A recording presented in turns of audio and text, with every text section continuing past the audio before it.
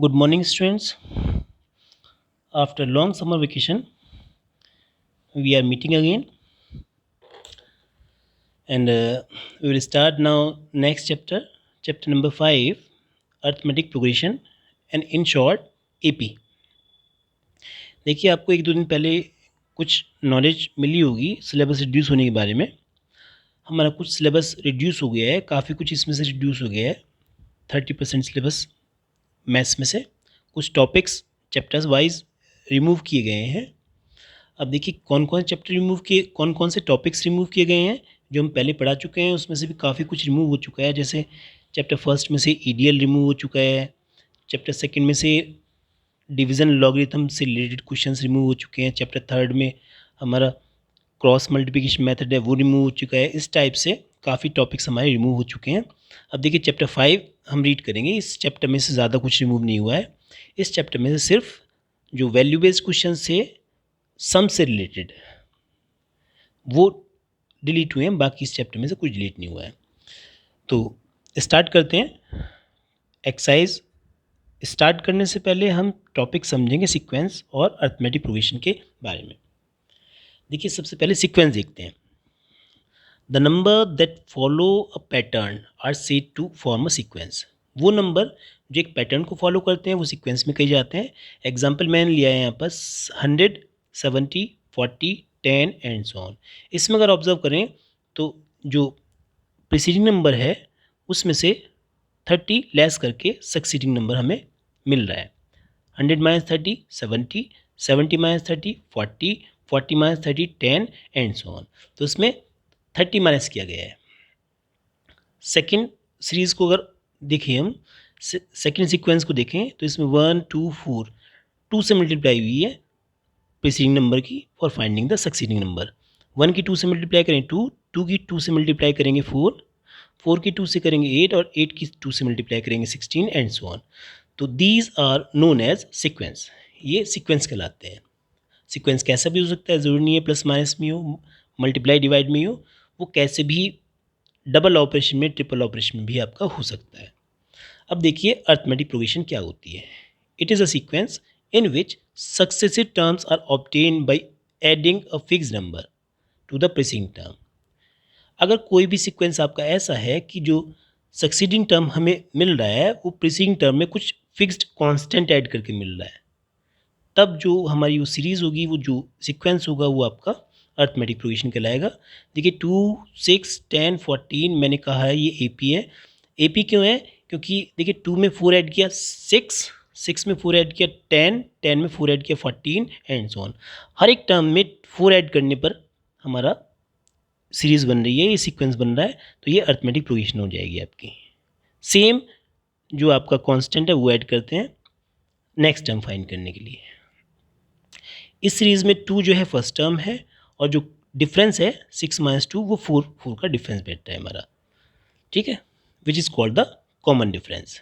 First term को ए से represent करते हैं और जो कॉमन डिफरेंस है उसको हम डी से रिप्रेजेंट करते हैं। अब जनरल टर्म की अगर बात करें, जनरल फॉर्म ऑफ एपी की अगर बात करें तो वो होगी आपकी, देखिए जनरल फॉर्म की हम बात करते हैं एपी की। जनरल फॉर्म में A plus G, A plus 2 D and so on. A क्या है? फर्स्ट टर्म, और डी क्या है? Common difference. मतलब फर्स्ट टर्म में डिफरेंस ऐड कर देंगे, सेकंड टर्म आएगा, सेकंड टर्म में फिर डिफरेंस ऐड कर देंगे, एक डी और ऐड कर देंगे तो 2d हो जाएगा, ये थर्ड टर्म आ जाएगा एंड सो ऑन। इस तरीके से डी ऐड करते जाएंगे, डिफरेंस ऐड करते चले जाएंगे तो नेक्स्ट टर्म हमारा फाइंड होता चला जाएगा। अब देखिए nth term of an AP from beginning. अगर हमें शुरू से किसी सीरीज़ का nth टर्म फाइंड करना हो, nth मतलब 3 7 11 15, इसमें 4 टर्म दिए हुए हैं। अगर हमें इसका फिफ्थ टर्म फाइंड करना हो तो इसका जो डिफरेंस है वो देखें, 3 + 4 7, 7 + 4 11, 11 + 4 15, 15 में 4 ऐड कर देंगे 19 आ जाएगा। सिक्स टर्म फाइंड करना हो तो 19 में 4 ऐड कर देंगे 23 आ जाएगा। लेकिन अगर इस सीरीज़ का हमें 20th टर्म फाइंड करना हो तो उसके लिए हमें ज़्यादा टाइम ऐड करना पड़ेगा। इसके लिए एक फॉर्मूला हमारे पास है, an equals to a plus n minus 1 into d. an is the nth term, a is the first term, n is the number of term which we have to find, और d क्या है? Common difference. ये series जो है इसमें ए हमारे लिए 3 हो जाएगा, डी कॉमन डिफरेंस 7 - 3 और एन 20, क्योंकि 20 टर्म फाइंड करना है। ए एन का फॉर्मूला ये मैंने आपको बताया। इस फॉर्मूले में अब जो आपकी वैल्यू है वो रखने जा रहे हैं A3 plus N20 - 1 into D की वैल्यू 4। तो 3 प्लस 20 - 1 19 इंटू 4, 3 प्लस 19 4 ज़ा 76, तो 76 प्लस 3 79। तो ये जो हमारा टर्म आ गया है ये 20th टर्म हमने फाइंड कर लिया है, A20 बोलेंगे इसको हम। ओके, अब आइए एक्सरसाइज 5.1 पर। ये मैंने आपको समझा दिया है, वैसे एक्सरसाइज 5.1 में ये आपका nth टर्म का फॉर्मूला नहीं है। अब देखिए एक्सरसाइज 5.1 में क्या दिया हुआ है, बहुत इजी सी एक्सरसाइज है।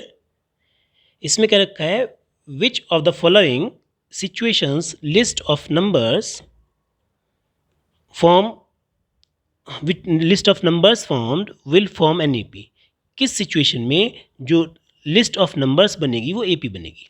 तो इसके लिए देखते हैं फर्स्ट पार्ट में क्या क्या रखा है। Number of student left in the school auditorium from the total strength of 1000 student when they leave the auditorium in batches of 25।